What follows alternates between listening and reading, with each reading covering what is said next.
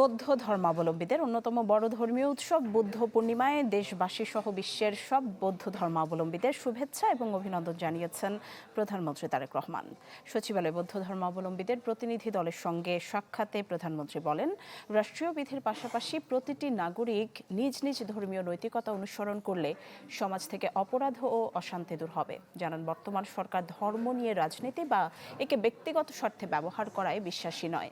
বাংলাদেশের জাতীয়তাবাদের দর্শনে বিশ্বাসী এই রাষ্ট্র ধর্ম বর্ণ নির্বিশেষে প্রতিটি নাগরিকের সমান অধিকার নিশ্চিত করতে অঙ্গীকারবদ্ধ বলেও জানান সরকার প্রধান। বাংলাদেশ সহ সারা বিশ্বের সকল বৌদ্ধ ধর্মাবলম্বী যারা যেখানেই রয়েছেন তাদেরকেও জানাই আন্তরিক শুভেচ্ছা। বৌদ্ধ পূর্ণিমার এই বিশেষ দিনটি আপনাদের জন্য হয়ে উঠুক আরো আনন্দময় ও তাৎপর্যপূর্ণ।